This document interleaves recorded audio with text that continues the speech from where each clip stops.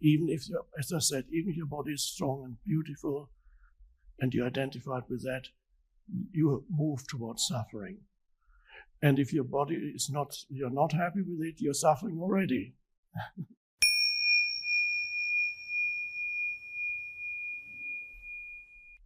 So hold your form identity loosely, because obviously everybody has a form identity that consists of many different things.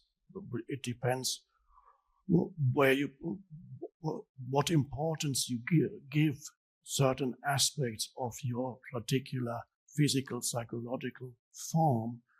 Obviously, you have a form identity. It always starts with the body, of course. To some extent, you can't get away from that. This form identity begins with the body. As you may remember, when I talk about form identity, you have to differentiate between form identity, which is physical form and psychological form, and essence identity, which is who or what you are beyond the physical and beyond the psychological. You as the consciousness, the transcendent consciousness, which is there the moment you become still and you're still awake. You haven't fallen asleep. Stillness remains. That is the beginning of realizing your form identity, but your essence identity. But your form identity, yes, it varies from person to person.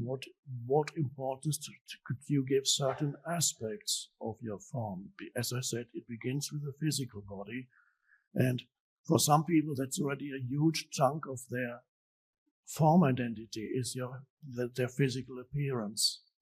And in some cases, it's a source of pride. So it makes you feel special because relative to others, your body is better looking or stronger.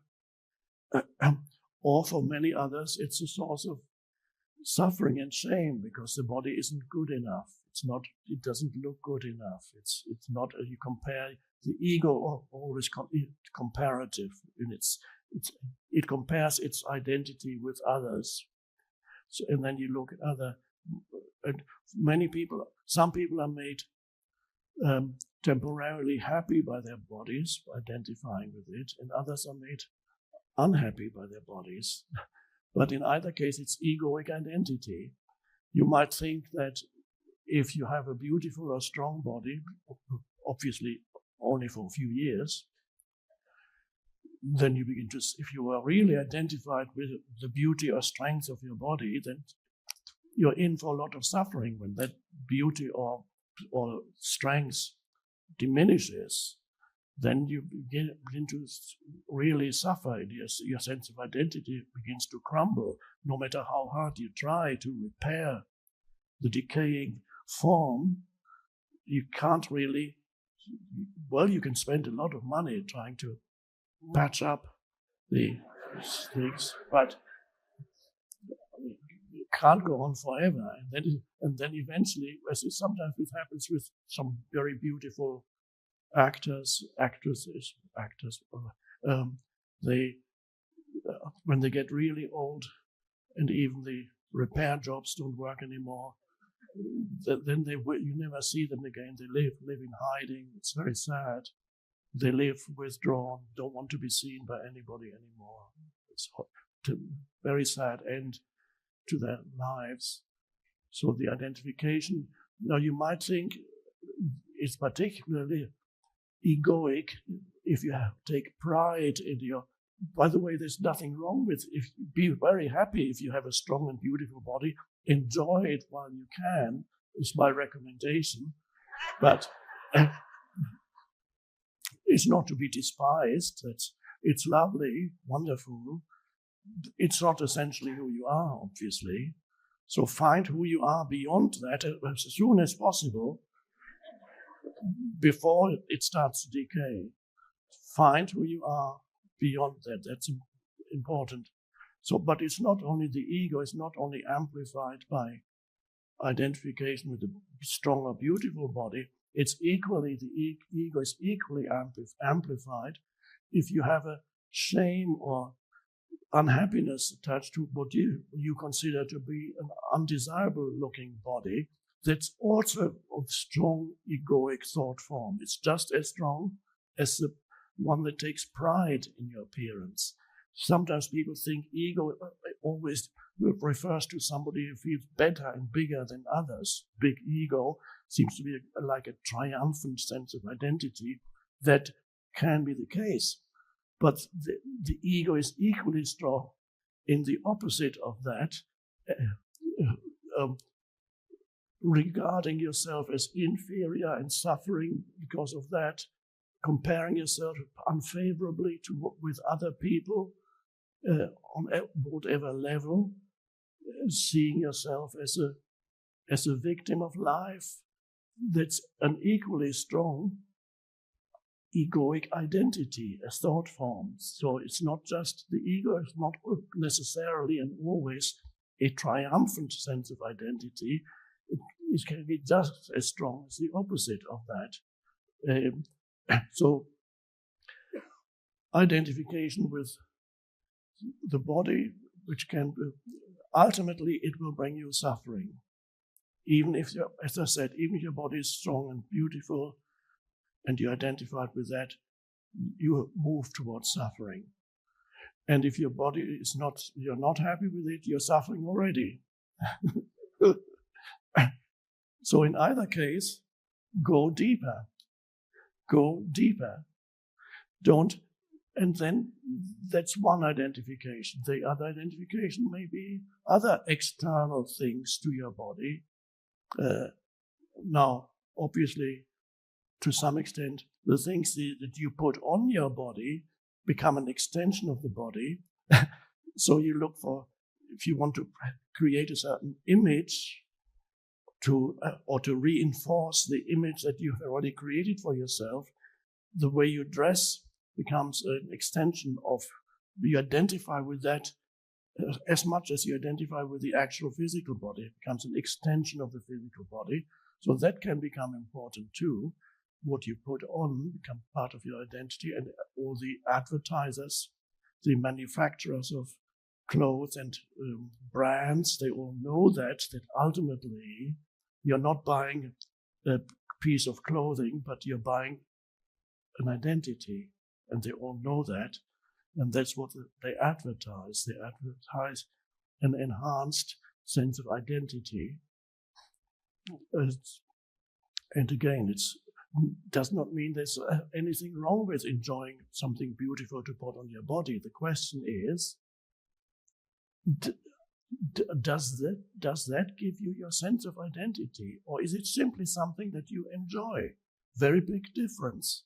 In the same way with a possession, there's no need to let go of all possessions, because if you radically, as some spiritual people have done and still do in the past, sometimes it may work, but the danger is, let's say you're so spiritual that you say, I don't want any more possessions, nothing. And that still exists in some countries. In India, there's an unbroken tradition going back thousands of years of humans who have done that, and some still do it. So they walk. Some of them are actually totally naked. Some wear just a loincloth. They live on. They are supported because this is valued there as to relinquish all attachments completely in your attempt to find the deeper dimension where the being of you, that is where you are connected with the divine, with God, source. The danger is when you do that, that you create a substitute identity for yourself as a thought form of me, the one who has let go of everything. Therefore, the me that is superior to all those who are still attached to all those things.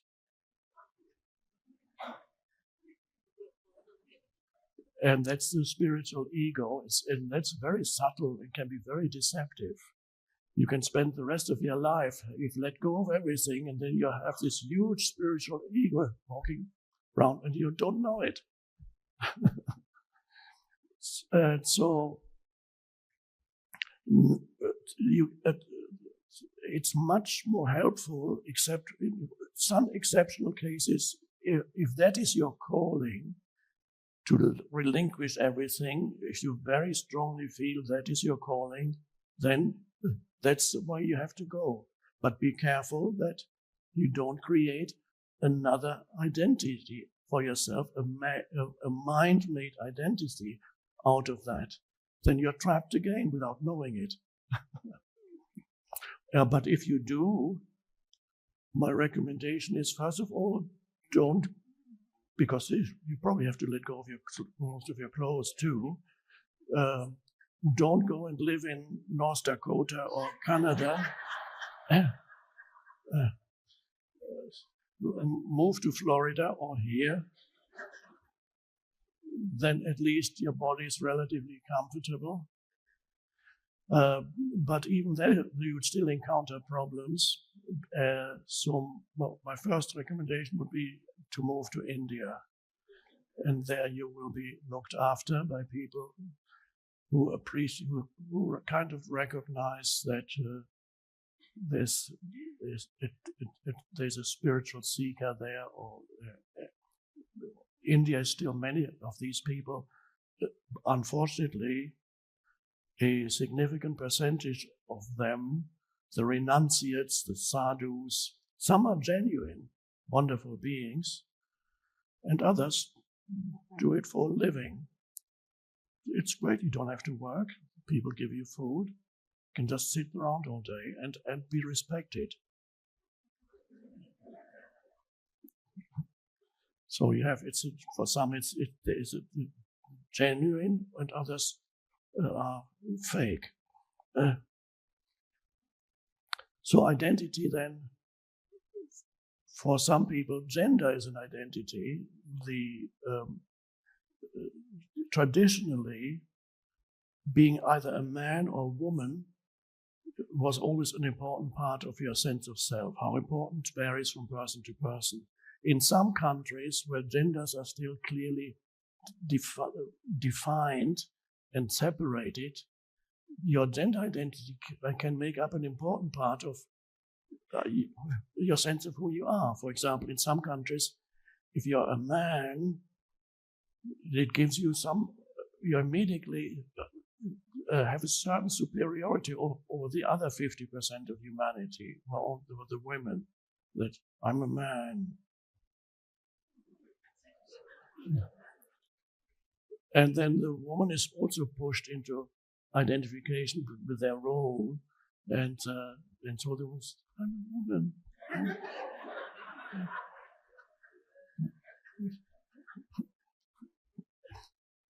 And you're trapped in that kind of identification. I'm not going into gender because it's a big topic these days. But are you seeking some ultimate identity, no matter what gender you are? There's all these things these days, LGBTQ, etc., etc. Okay, that's fine. But are you seeking some ultimate identity in that? That's an illusion again. Anything informed, you're seeking some kind of ultimate completion of yourself that only the essence identity can give you. It does not mean that you cannot honor your form identity. It could also be racial. What color is my skin? Fine, you can be happy with it, or whatever. You can honor that, but not making that into your main identity. Then you're trapped on the surface of life. So there's a difference between honoring your form identity and being trapped in your form identity. And also the importance is mistaking your form identity with the essence of who you are. Mistaking that for the essence of who you are. That is a delusion. Thanks for the opportunity. Over a period of 6 months or so, sickness or illness saw my dog get gradually sicker and sicker to the point where he was in much, much pain. Vet x-rays and pills and probing did not find a cause that was treatable. We had a family meeting, and collectively we decided to have the vet end his life to ease his pain by injection. And you made a comment about a lady who felt more grief when she lost her dog than when her mother died. Although it sounds mean, I had the same uncontrolled times of tears for many weeks afterwards, with the death of my little buddy. I've considered the notion of ego and suffering and pain when remembering my companion in the now. I feel that in the final moments that I betrayed our companionship. So my question, how do I remove the ego side of not having my buddy or companion around, whilst not removing and dismissing the love I continue to hold for him? I realise that he's physically gone, but like in a recent interview with a quantum scientist author, I wondered about the connection. I met a nice chap here who lost a partner, and he said that your talks help. And of course, I'm not comparing that loss, but I'm hoping you might find or might contemplate and give pointers again to perhaps how I can let go of the form and then still remember the love part without getting sadder and getting attached. Yes. Hope that makes sense. Yes, thank you. I understand. And the same question would apply also to if somebody close to you dies. People who have not had a close connection with an animal like a dog may not understand you. Only people who have had that will understand that it can be as painful as losing a human. And we had the same experience when our dog passed away under similar circumstances. And in the end, because she was suffering too much, we had to ask the vet to come, and she died peacefully. And she had a wonderful life, was loved and gave love for 9 years, and her consciousness, she was a female, benefited greatly from being together with us, with humans, and with us in particular. And we benefited from her unconditional, continuously loving presence. She loved almost everybody. Same. She loved almost every other dog or animal and almost every other human, with very few exceptions. And whenever somebody, whether it's an animal that you are very close to or a human, the moment a person dies or an animal dies, you realize what you loved was not the physical form, or the physical form may be beautiful and part of the loving experience, but the moment the life is gone, that which you loved is not there anymore. There is a something inhabits the physical form that is the essence, the organizing principle, the intelligence, whatever you want to call it, behind, that keeps the molecules and atoms of the physical form together and organizes, holds them together. Science doesn't know about that yet. It only it equates life with matter, but life is beyond that, and ultimately life is consciousness, and the dog is an expression of the one consciousness, different from a human. The human is an expression of the one consciousness, or any non-physical entity can only also be an expression of the one consciousness expressing itself at different levels of evolution. So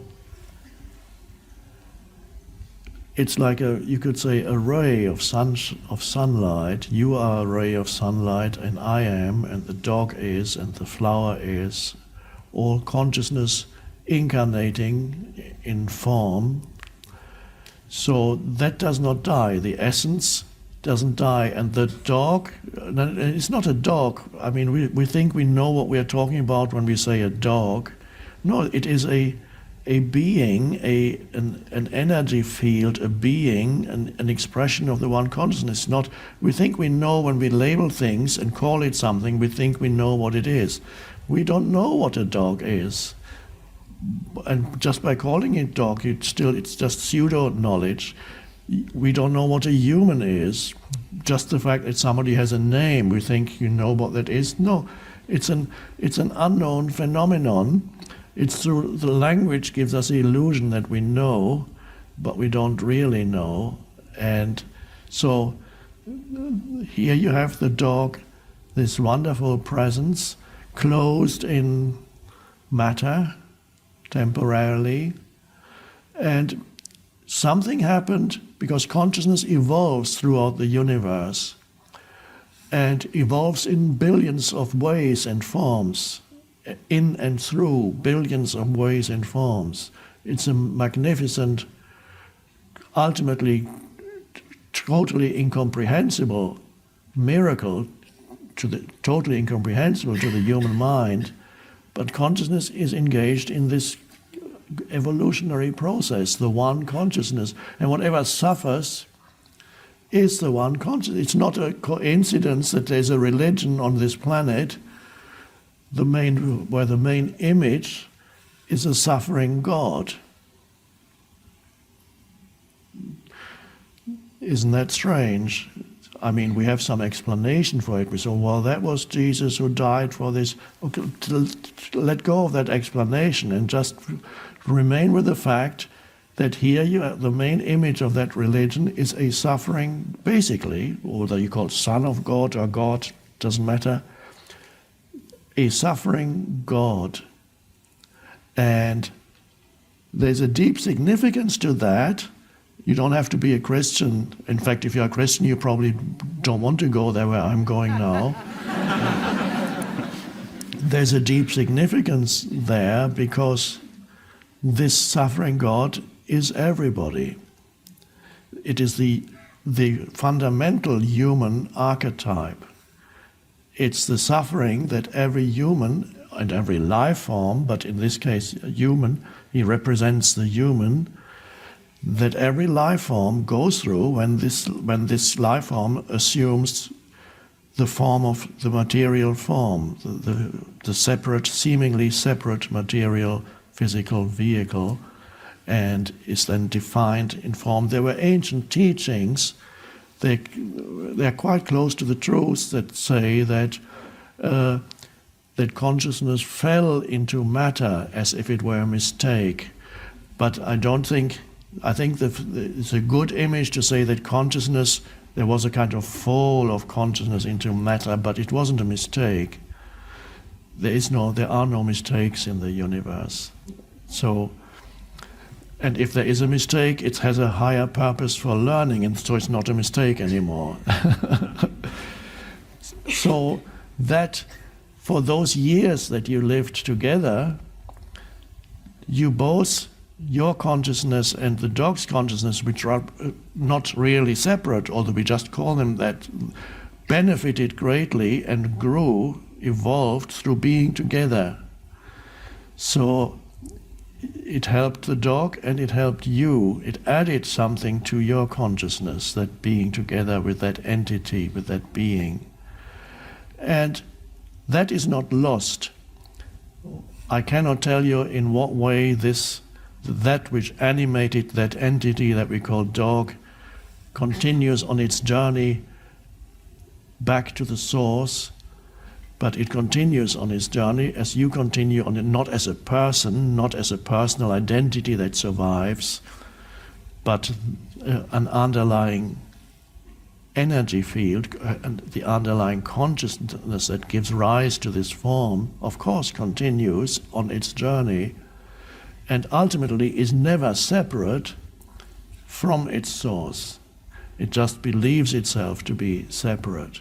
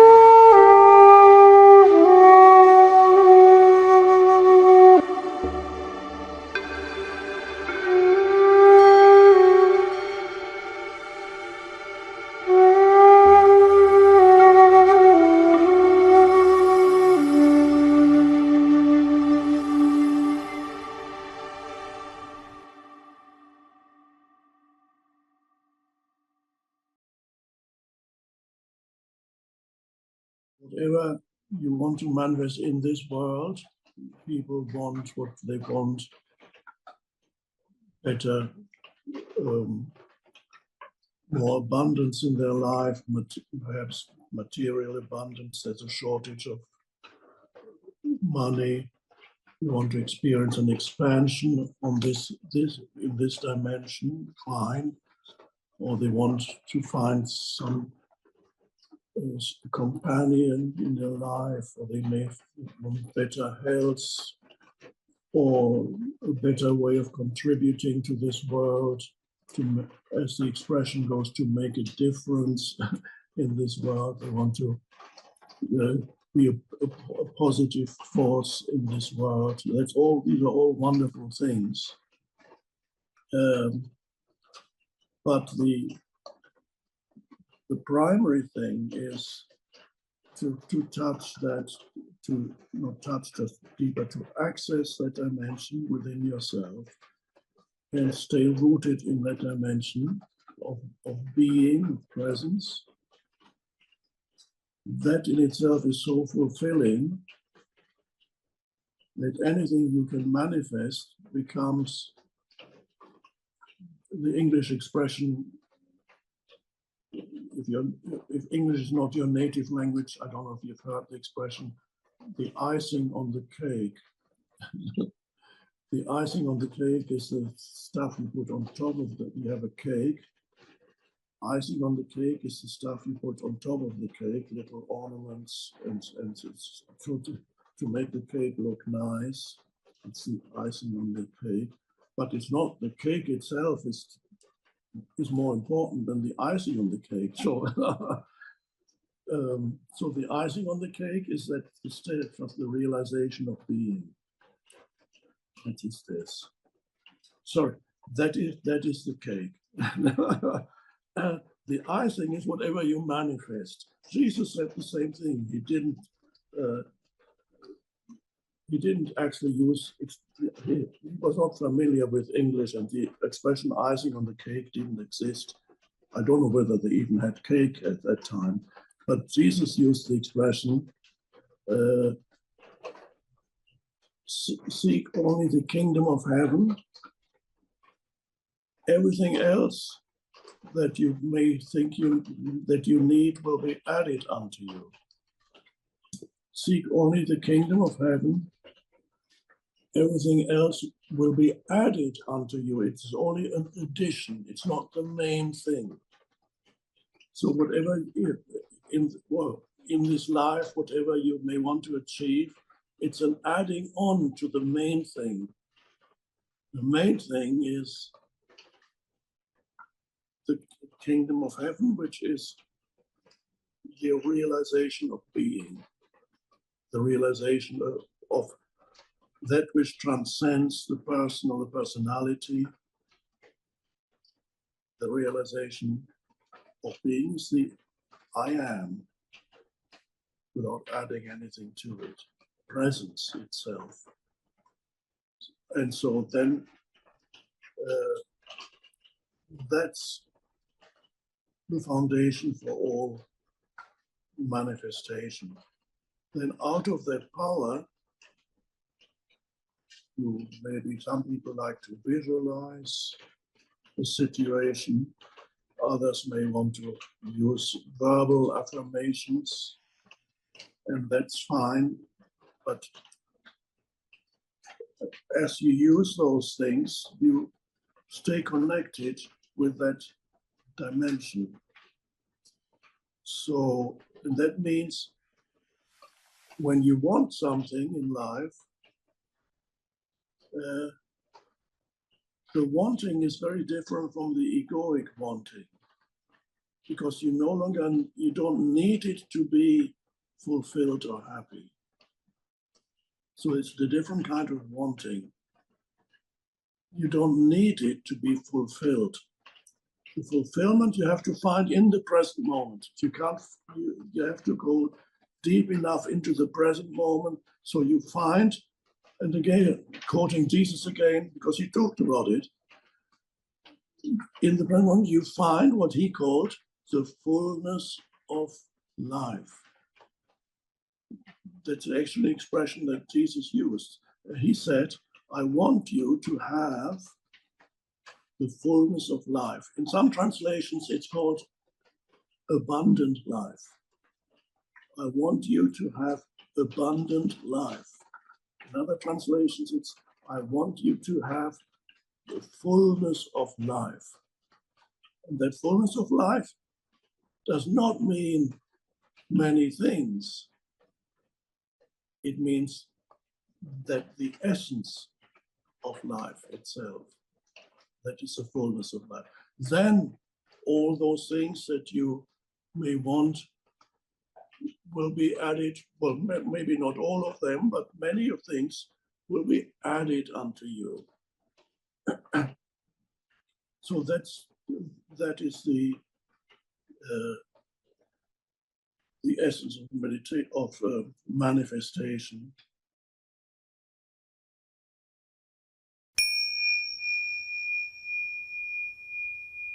As you let go of dependency on your thinking to tell you who you are, other people who tell you who you are, you let go of dependency on that.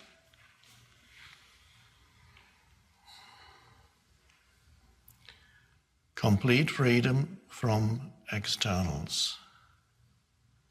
So it sometimes happens that when external conditions become particularly unpleasant or difficult, at first there's a inner resistance, there's deep suffering, and sometimes a point is reached when the resistance, which is of course consists ultimately of mental judgments about your situation, the resistance is relinquished. You let go of calling your situation anything. It just is as it is. That's the beginning then of freedom from external conditions. But we don't have to wait until we stand on the deck of the Titanic that's going down, or a similar situation. We don't have to wait for that. It may happen, but it may not happen. And of course, there's no guarantee that then there will be a complete acceptance. It seems almost impossible in some situations to completely accept a situation. Let's start with more simple things. And look at your own life and see in what areas of your life you are dependent for your happiness or well-being or sense of fulfillment on external conditions, and perhaps how easily a change in external conditions can trigger immediately a change in your inner state. And to see, for example, that as you're standing in line somewhere for a little longer than you think you should be standing in line, as you stand there, already irritation arises. Been here for 10 minutes, and the irritation, of course, is a thought. I've been here for 10 minutes and it's too long. And as soon as you have the thought, this is too long, they should do something, whoever they are. They should do something, this is not right. Then the body responds with an emotion. So the situation, it's wonderful to examine that, because when you see it in yourself, it's already a beginning of an awakening. There's no personal shortcoming in you because, oh, I did that when we were standing in line this morning. Well, that you did that is perfectly normal, but that you realize that you did that, that's the beginning of awakening. It's even deeper awakening if you realize you are doing it in this moment, of course. It's a little easier to realize it afterwards because the energy behind the thought is not as strong. So let's go back to that situation. Of course, life consists of things like that, little things. In every day, things arise and you get upset, and it's normal. But upset is only a small beginning of suffering. Irritation is a mild form of suffering, and then comes anger, and then comes all the complaining, all the mind movements that go with that. So stay with one simple thing, because the mechanism of the simple thing is the same even in bigger things. How you lose peace, inner peace, so easily. Nothing personal. Many of you are already beyond that. I'm talking to those few who are not.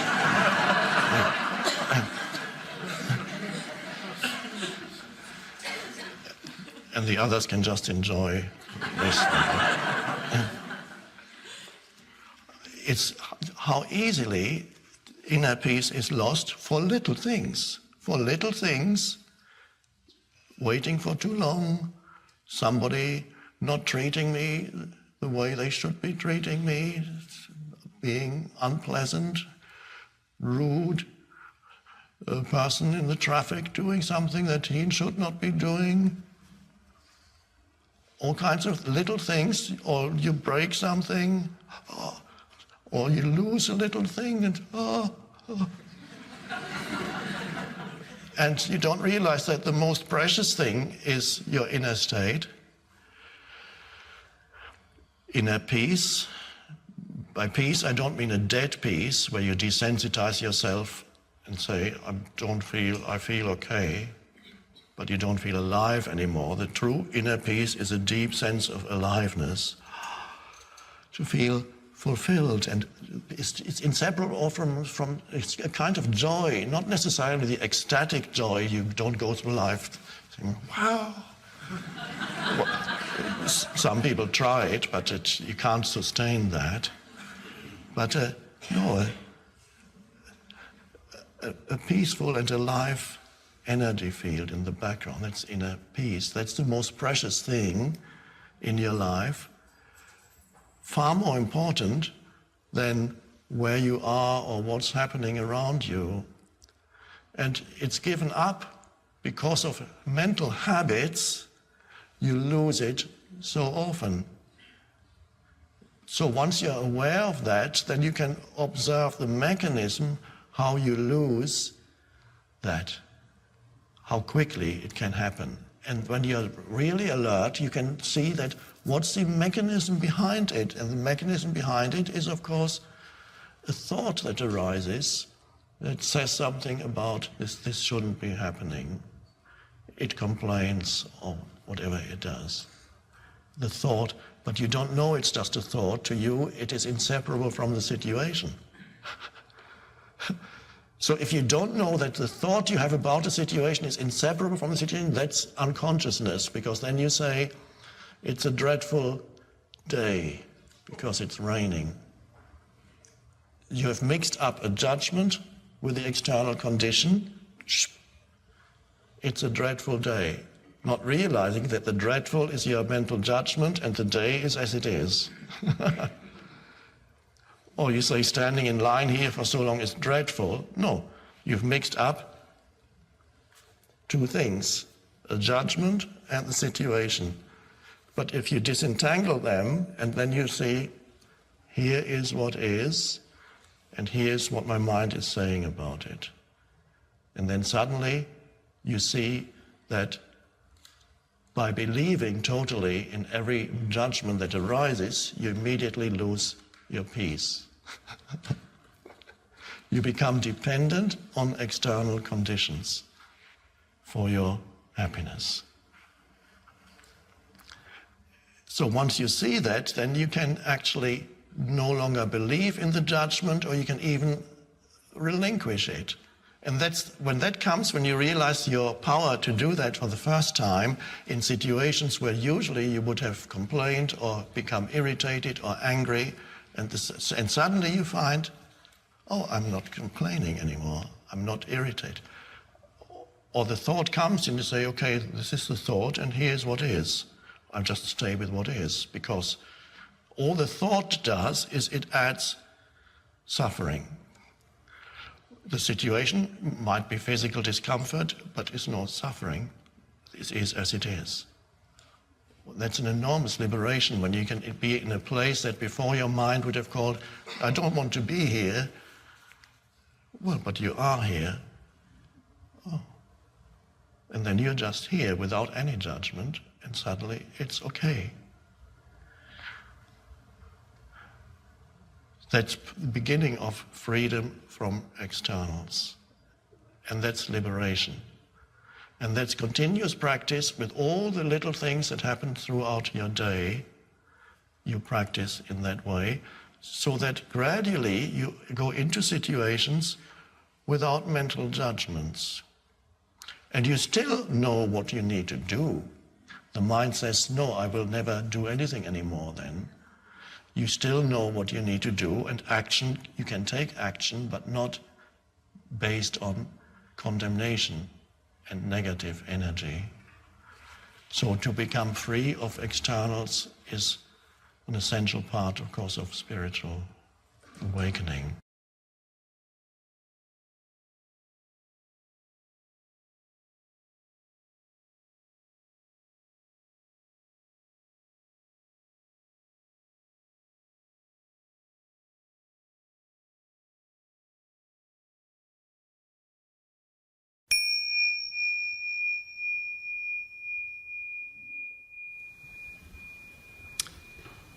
Thank you, Eckhart, for sharing the presence once again. My question is somewhat related to that last one, but from a different perspective. As the consciousness rises around us, there are many more resources and many new technologies to ease the suffering of humankind around the world. But the white elephant in the room that no one seems to want to acknowledge in that process is the fact that the population is increasing faster and faster, it seems. I guess you can phrase that question so the answer is included, but I'd like to hear your perspective on what we might do to facilitate that process, or how that process will take care of itself. Can you be clear what is the process you refer to? How the strain on the planet's resources as a result of the population increasing ever faster, how we'll be able to resolve that Yes. conflict? Yes. Well, it's obvious that the population cannot go on increasing because that would lead to disastrous consequences. Ultimately, that's fine too, because the one consciousness will manifest through any form it chooses again and again and is evolving. But it is quite possible that the larger intelligence that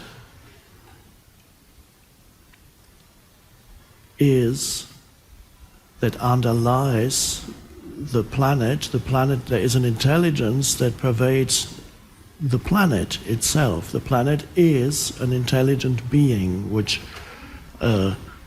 mainstream science would of course not agree with, but I very strongly feel that, and anybody who becomes sensitive enough and no longer totally absorbed in conceptual thinking can sense that the entire planet is an intelligent being. It has a regulating intelligence, and I feel that if humans don't take action to reduce this proliferation of bodies they continuously produce, if humans don't take positive action, then the regulating intelligence of the planet, planetary intelligence, is just another expression of the one universal intelligence, will take action and will do something to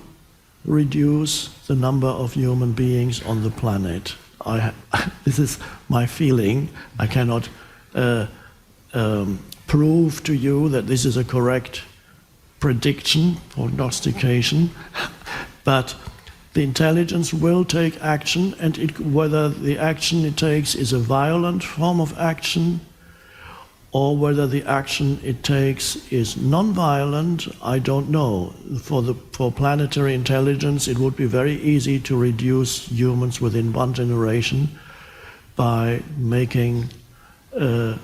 reducing the fertility in the sperm of men so that very far fewer babies are produced, and within 1 or 2 generations the population could be reduced by 50% if many men are not able to father children anymore simply because something is missing there. That would be problemless. So if I'm not in charge of planetary intelligence, but if I were, that's what I would do. It's totally painless. Don't have to kill anybody. But we shouldn't wait for that. We need to look and see if first, of course, we need to discover the wisdom inside. If we only approach it from the analytical mind, we tackle one problem here and we create a series of more problems on top of that. So we need to go within, find the wisdom that is in the stillness, go within, and then the question is whether those people who are able to do that are those people that take decisions. Probably not, because the politicians are not there yet, well, most of them.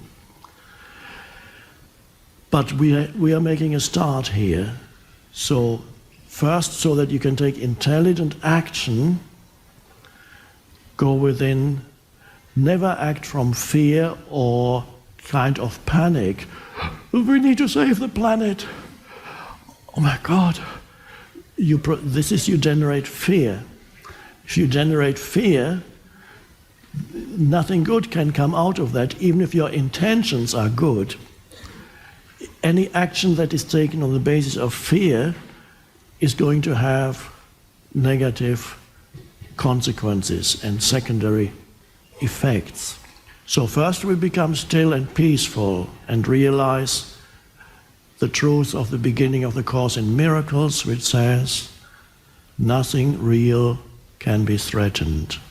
Nothing unreal exists. Herein lies the peace of God. Okay. Now, what action can we take? If you are not in a powerful position, at least perhaps you can come up with ideas that come from out of the stillness. I don't have a series of actions that mankind should take, because this teaching doesn't work in that way. This teaching is designed to take the individual human being deep enough within so that they can connect with the source of who they are, and everything else other people will have to do. So I can't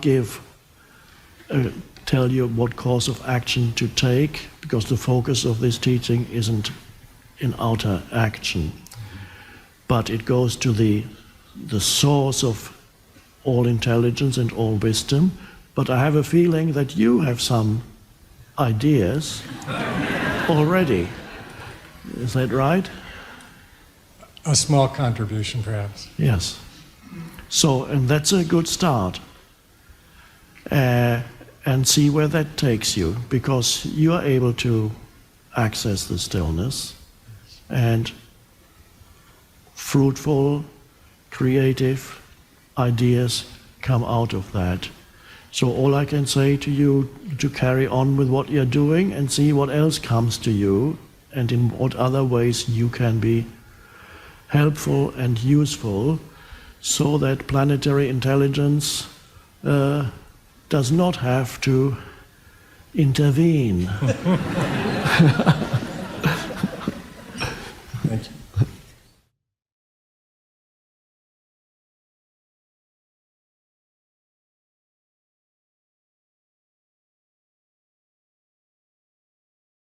If you place excessive focus on the imperfection or areas of unconsciousness,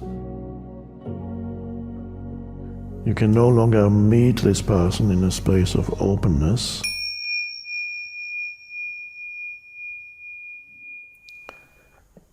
I always start with not knowing what to say. That's the reason for the silence.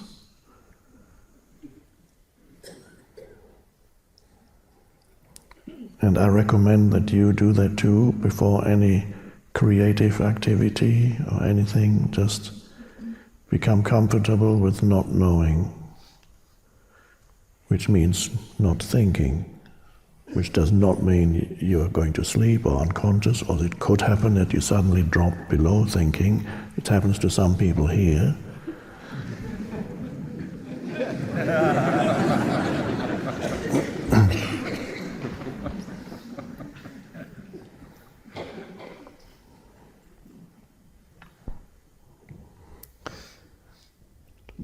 Now, normally to sit in front of an audience and not know what to say could be a nightmare. In fact, some people have nightmares of that kind. They're sitting somewhere and suddenly the curtain opens and it's a theater and they're all looking. I've forgotten my lines. Public speaking, for many people, is one of the most stressful things.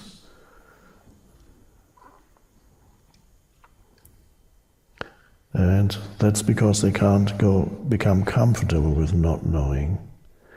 The big difference is becoming comfortable with not knowing and feeling, I don't know, but I should know. That's very uncomfortable.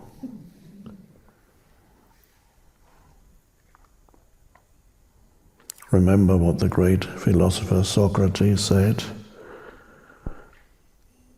They call me the wisest of all men, for the reason that I'm the only one who knows that he knows nothing. Nobody really has truly understood what he meant. People thought he was just pretending not to know. But I'm convinced that he was referring to the state of not knowing which is also, of course, the state of not thinking, but awareness, out of which the whole philosophy emerged. The creative use of mind emerged out of the space of no mind. If you have no access to the space of no mind, then your mind will not be creative in any way. In other words, it's just, you can only have to rely on what you have acquired, and you will be moving within the conditioned realm of the mind. Whatever the mind has been conditioned by, that's all you have then.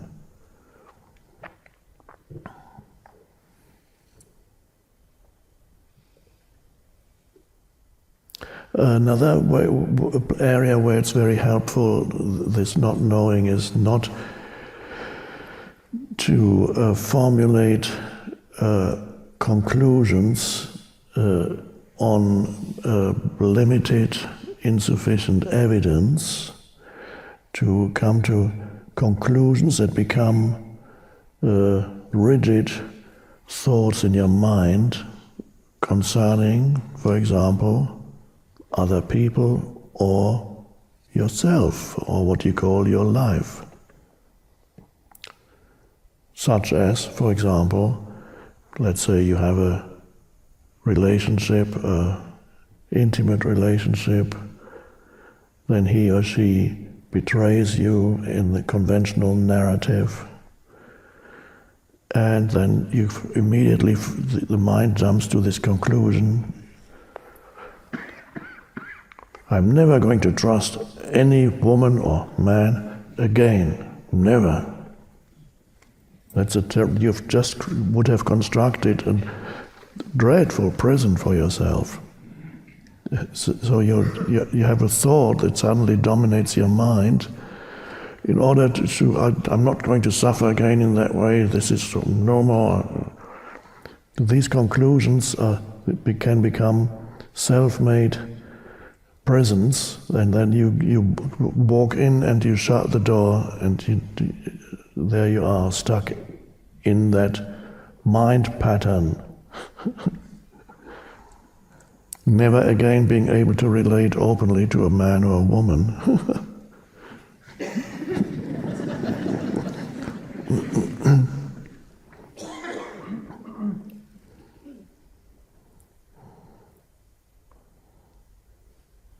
And then you've other weird conclusions that people arrive at. Some of them are so-called prejudices and so on. They're very rigid mental formations that deprive you of openness towards reality.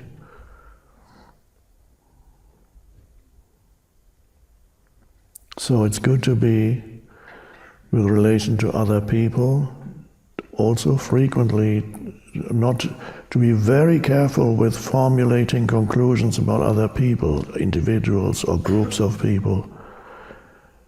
Remain as much as possible in the state of not knowing conceptually, and yet there is a deep knowing there, but it's not a knowing that creates separation between you and the other.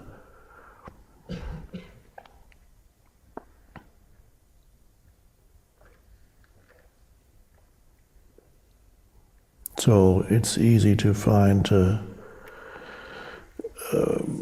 imperfections in people when you start working with them or living with them. And if you place excessive focus on the imperfection or areas of unconsciousness, then that can obliterate the totality of that person. For example, let's say somebody lies to you about something, for whatever, people lie for different reasons, maybe even to not to hurt you or whatever, who knows what the reason is. And then you find out, and then you say, oh, he's a liar. I know what kind of a person that is now. He's a liar. He lied to me, to me.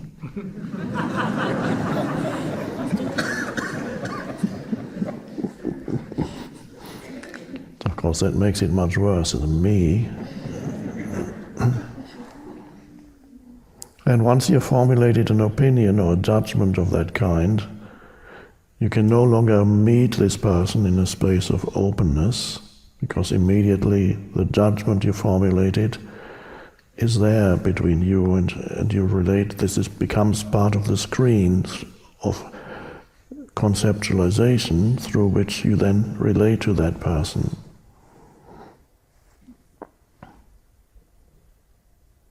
Now, if you formulate a judgment about an entire group of people, a political group of people, a religious group of people, all, whatever they are like that, all wrong, then when you meet an individual representative of that group, you will no longer be able to meet him or her because you're meeting your mental image that you have created.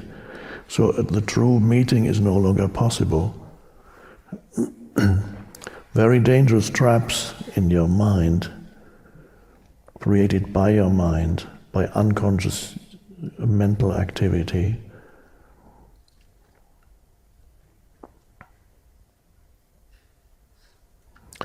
What is conventionally called, which is fashionable these days, identity politics and stuff like that is also dangerous, because you have entire groups of people, and anybody who belongs to that group, you don't no longer look at the individual human being. You say, anybody who belongs to this group is like that.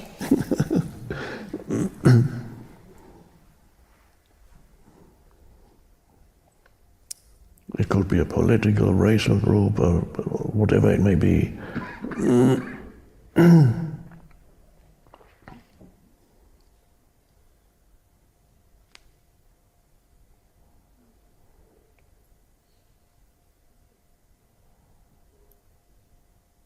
So it's all to do with forming mental screens so that make communication almost impossible, true communication.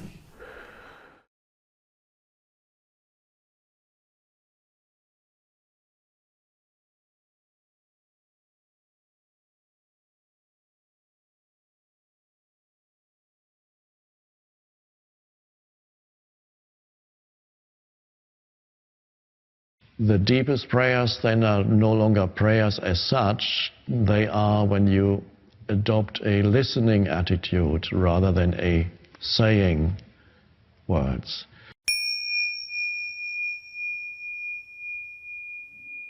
Perhaps you can upgrade your prayers from petitionary prayers. Please make this happen, the petitionary prayers, to what little just mental pointers towards peace, for example, little mental pointers that still use concepts, because every prayer is consists of words and concepts, in other words, to use a concept to point, to help you go beyond concepts. You could say, for example, an affirmation, the one we talked about earlier, which really what Jesus said, I am the light of the world, is an affirmation. And it's a concept. It points to a deeper reality that is far deeper than the words. You can say, please let me know, if you still want some petition, please let me know that I am the light of the world. Duality is implied usually in the usual prayer. It implies that there is God and He is me, asking God. The ultimate, of course, is that that duality is ultimately an illusion, because you are an expression of God. You and God merge, and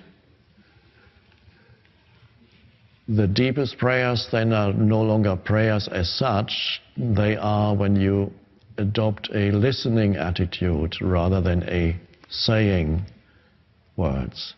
So if prayers gradually become from saying, as long as you enjoy it, that's fine, but gradually get away from asking somebody to do something for you, because that keeps you stuck in duality.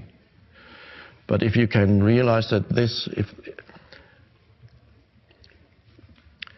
affirmations are, if they are done rightly, can be very beautiful substitutes for prayers. I'm healed and whole and at peace. And after that, let there be a space. And really the power is in that space. In the space you experience that you are already whole. The outward form might tell you something different. I'm holy. The Course in Miracles says, I am holy, for example. That's, again, you are. And so it's simply an affirmation of this is how it is. Or if you're healing for somebody else, you're either with that person, or that person comes into your mind, you're thinking about that person, and that person may be ill. And then the most powerful healing, I find, is to hold the image of that person and then go deeper into yourself, where the wholeness of life lies, where nothing is needed, needs to be added. And there you find the wholeness also of that person. They're already healed at that deepest level. Beyond form, they're already healed. So you go from form and then into formlessness. That is the healing that was practiced by Joel Goldsmith. He has a lovely book called The Art of Spiritual Healing. And that is really not to dwell at all on the condition that needs to be healed, but to focus on the essential reality of that human being, which is one with your essential reality, and go into deep stillness where nothing is needed. So he would often get phone calls, sometimes in the middle of the night, somebody desperately needs healing, and they would say, that's the name of the person, and that's what he or she is suffering from, is this and that. And what he would then do is immediately put the phone down and go into absolutely no thought. For a moment he heard the name of the person, he heard what was wrong with the person, and immediately let go of that, and immediately, just for 2 or 3 minutes, went into no thought, just absolute presence. And in that, there's absolute perfection in that realm of the formless. And that is the essence of that person that needed healing. So you take the form into the formless, where the form is no longer. No condition to be treated, nothing is needed, just go into that. And that was his way of healing. He was quite a powerful healer. That is the ultimate form of healing. And that really is the non-dual kind of prayer. It's no longer, it's going beyond prayer, where you say, please God, heal. You go to the very source itself that is inseparable from who you are, and is inseparable from who that person is. And so that's the listening. If prayer can gradually, as I said, become listening to God rather than talking to God. What does listening mean? Listening means there's a field of bare, pure attention.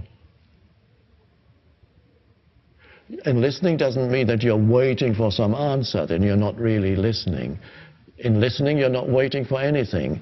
There's just a field of just pure attention. And that is a much deeper prayer than any words. That's the attitude of, that's true prayer, is that where prayer also becomes meditation, you could say. Not even wanting an answer, it's enough to be in the silence. And sometimes an answer comes, or the thing becomes resolved, sometimes, suddenly. Listen.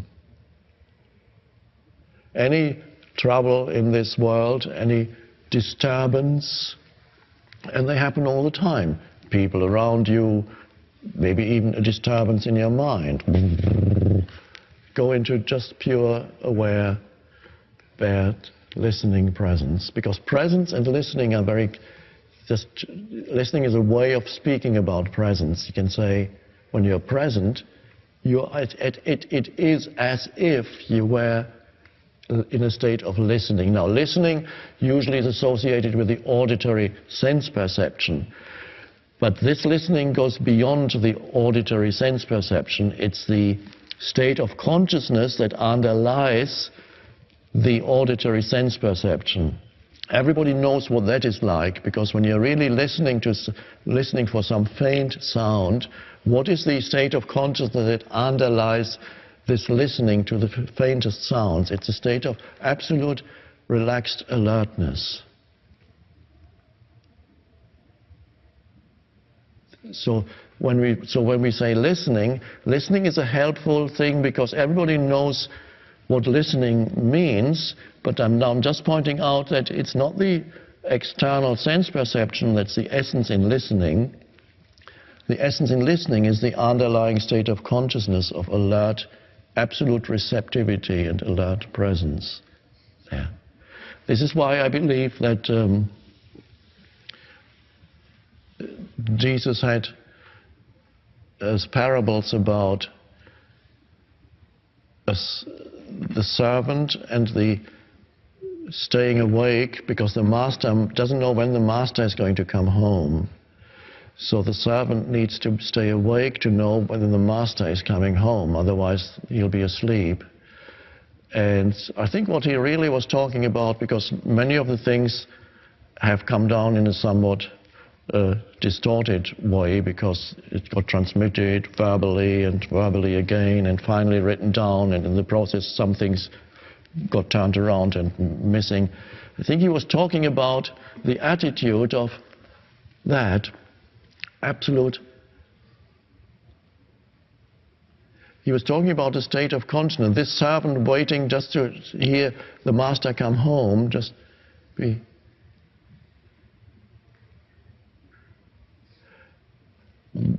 Waiting in a totally different sense from the normal thing that we call waiting, which is the mind saying, when is it going to happen?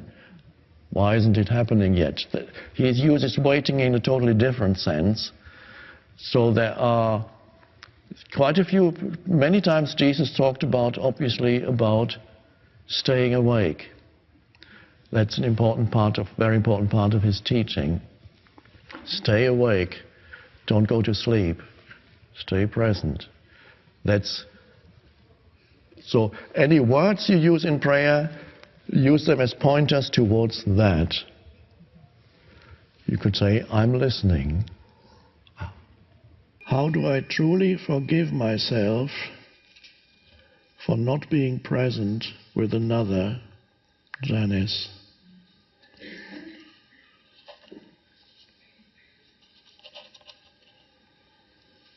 Well,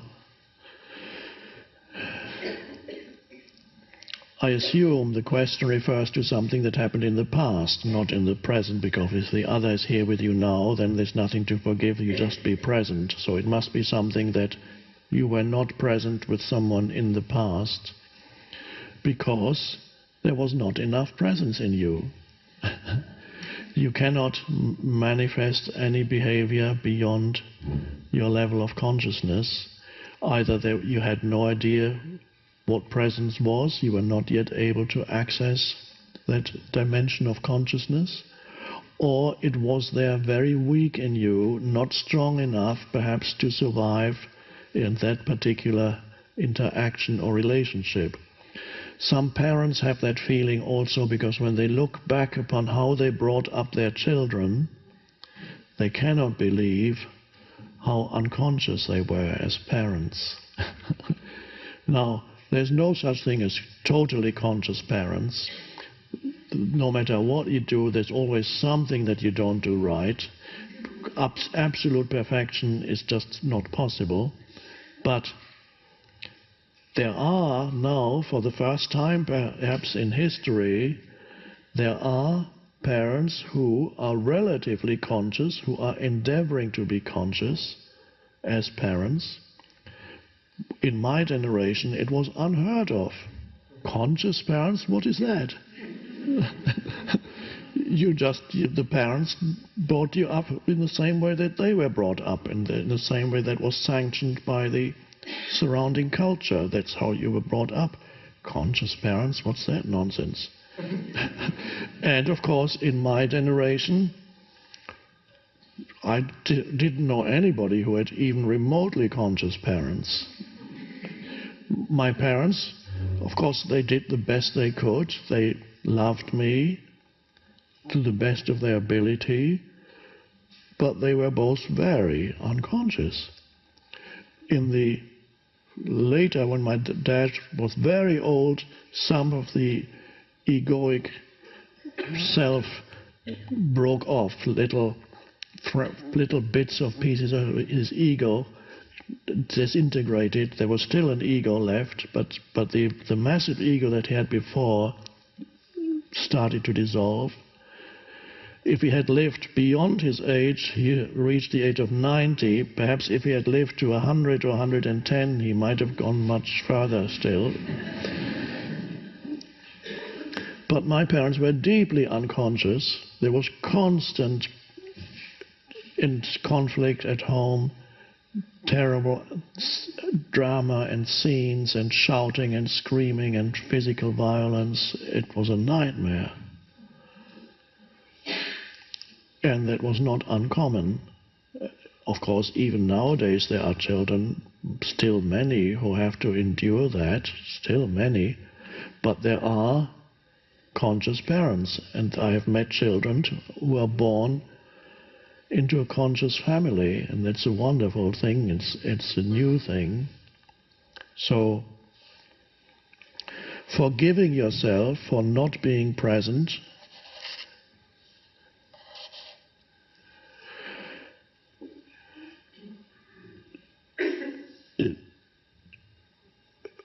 there's always a tendency of the ego to identify with certain conditions. So the ego identifies with the condition of unconsciousness and says, that was me, and I was wrong. I should have been conscious at the time. But you were not. You couldn't have been more conscious at the time than you were at the time. So there comes you forgive yourself by realizing that nobody can act beyond their level of consciousness, and whatever you did in the past was an expression of, on your personal level, of the evolutionary state of yourself, and on a collective level, you manifest the evolutionary state of humanity until you begin to awaken, and then you become a forerunner, at the forefront, spearheading the growth of consciousness.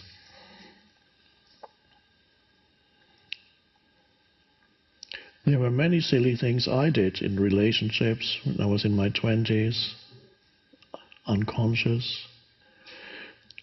Nothing drastic, fortunately, but it could have been.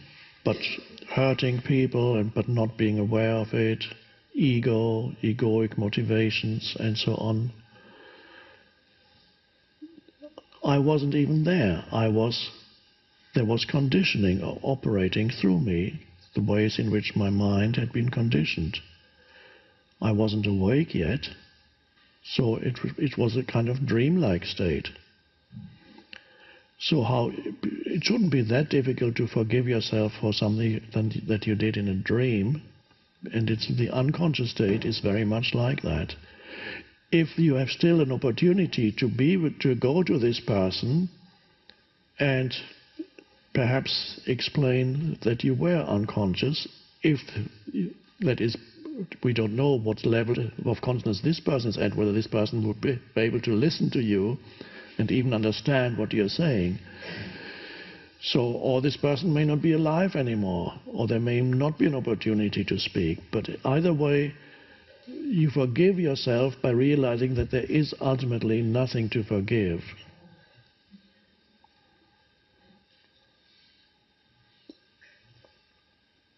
And that even applies to another person, because forgiving goes both ways. Sometimes you have to forgive yourself, but you also have to forgive somebody else.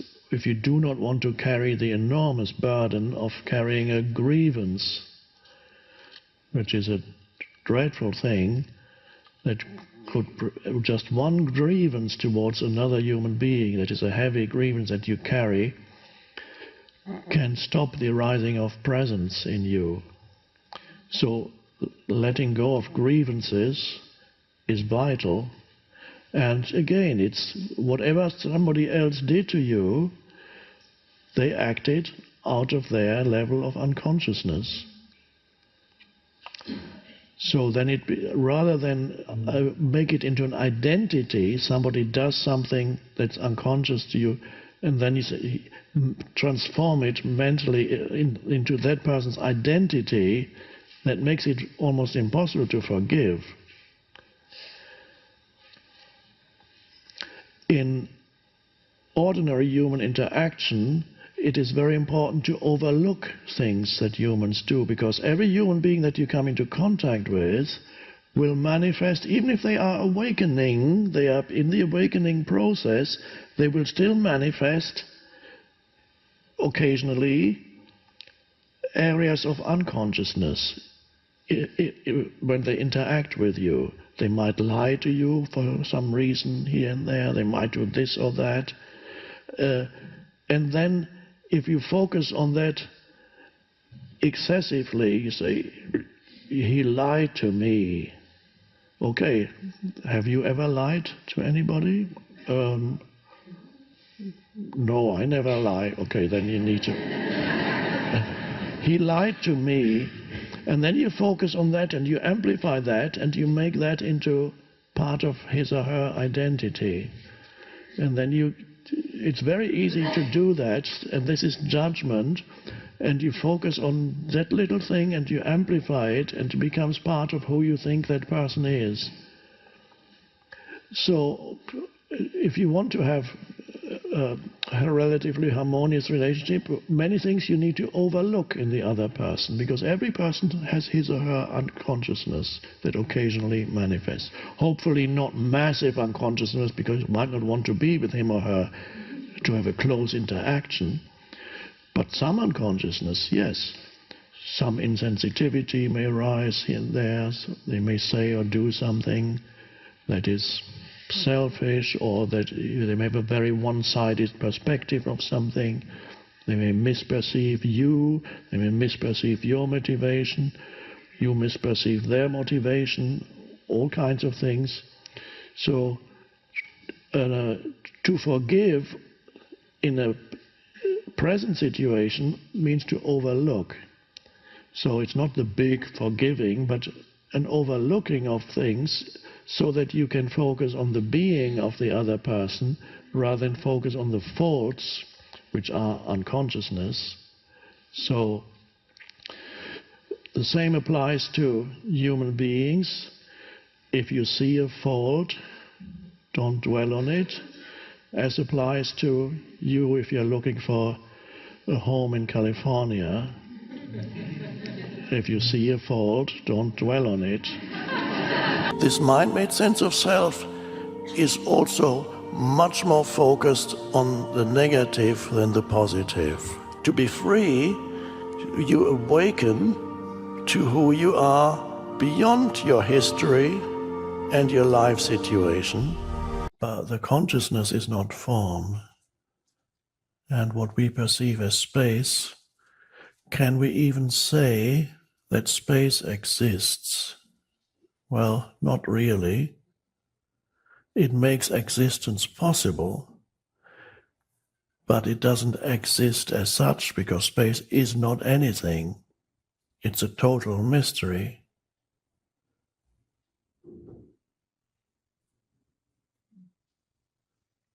We can look into outer space at night, clear sky, and then you look and there's the vastness of space, and what is awe-inspiring when you look out at night and the sky is clear. Yes, it's incredible to see the thousands of stars that you can see with your naked eye, the faint luminous band of our own galaxy, the Milky Way, which goes along there, exists in total, absolute stillness. Those were my first meditations when I was 15, looking up. I didn't know it was a meditation because it stopped my mind briefly. The most awe-inspiring thing is not so much the almost infinite number of celestial bodies. I mean, most of this, what we call stars, are suns, with the exception of the few planets that are part of our solar system. Most of these so-called stars are suns, and the luminous band of the Milky Way is millions of suns, creating just the luminosity. You can't distinguish individual suns. But that's not the most awe-inspiring thing about when looking up into. The most awe-inspiring thing is the vastness and the absolute stillness of it, and the vastness of space. Oh, you can't even start thinking about it. It's totally impossible to grasp. And yet, what is that? Nobody knows actually what it is. Space. It doesn't exist, because exist means it manifests, it stands out. As I mentioned before, ex means out, exist, to stand out. Space enables things to exist. The important thing is the inner space is just as vast as the outer space, but it does not have an extension in this dimension. And that is the inner space of consciousness.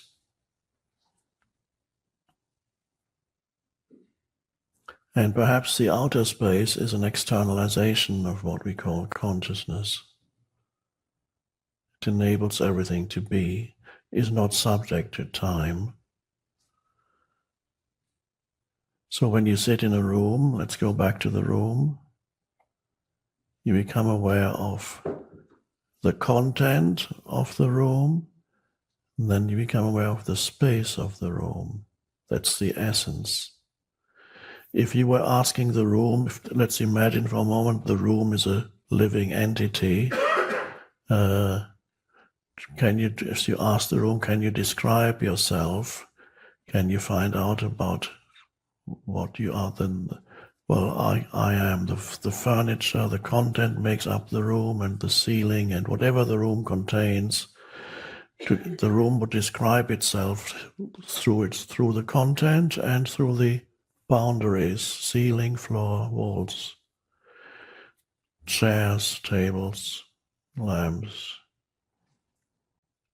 And is that all? You can ask the room, and then the room would say, yeah, I think so. I've looked at everything, and that's who I am. That's what I am. And then you say, well, you might have overlooked something, and that's the space, which is the essence of the room. Otherwise, there would be nothing, wouldn't be a room. So if the room became aware of its own essence as space, that would be an awakening. Now, the analogy, of course, the room is you. And if I asked you to describe yourself, you would normally begin by describing yourself in terms of the content of your mind, or the content of your mind, memories, concepts, thoughts, emotions, your past, all the stuff that makes up your personality. That's all the content of your mind. And that's how people usually perceive themselves. They perceive themselves as the content. They are the content of their mind. And they are unaware of the essence of who they are, which is not content, which is beyond content. That's the space of consciousness. And so this is like the room.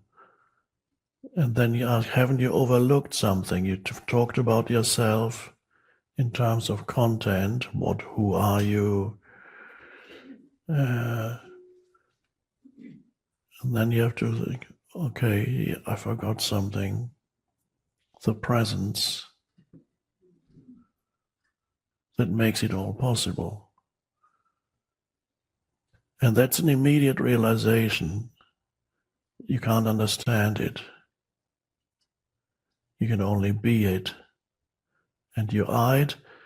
You cannot realize it except when there's a gap in the stream of thinking, even if it's short, like now. Thinking subsides for a moment, and it doesn't subside because you're falling asleep. That could happen too. But thinking subsides and alertness remains. And then the miracle happens inside you, which is the next step in the evolution of human consciousness, and that's connected to planetary consciousness. The next step is the transcendence of thinking. Transcendence means that you don't think anymore. It means you realize something that's beyond thinking and includes thinking, but it's beyond it. That's inseparable from who you are. It's vaster, much vaster than thinking. And then thinking still continues to fulfill an important function, but a different function from before. It's no longer self-serving. Self-serving thinking is egoic thinking. It's no longer compulsive, and it's no longer addictive. It no longer gives you the foundation for your sense of who you are. It's simply a wonderful tool for creating, a wonderful, extremely powerful tool for manifesting and creating and giving form to things, participating consciously in the act of creation that the universe is engaged in. So it's a wonderful thing, but unless you have transcended thinking, you are at the mercy of thinking. And in fact, even to say, I think would be a lie if you haven't transcended thinking, because if you say, I think, it implies that there's some kind of volition, but there isn't, because if you're completely unconscious, if there's zero awareness in you, thinking happens to you. You don't do it, it's being done to you. Your thoughts appear in your mind and you can't help it. The types of thoughts that appear in your mind depend on the way your mind has been conditioned. So depending what part of the planet you come from or what kind of background you had when you were growing up, that determines the type of your conditioning. Doesn't matter what the type of your conditioning is, the fundamental fact remains. Your thinking, in the absence of awareness, is totally conditioned, and it is an involuntary process. And there are still millions of humans on the planet, billions probably, who are at the mercy of their thought processes, which are totally determined by the conditioning of their mind, their personal and cultural, etc., background where they grew up. And so they think, they do things, they think things, and they think it's them. It's the thought processes inside them being at work. So they're not thinking, they are being thought by thought. Thought thinks you up as an entity, a kind of mind-made entity.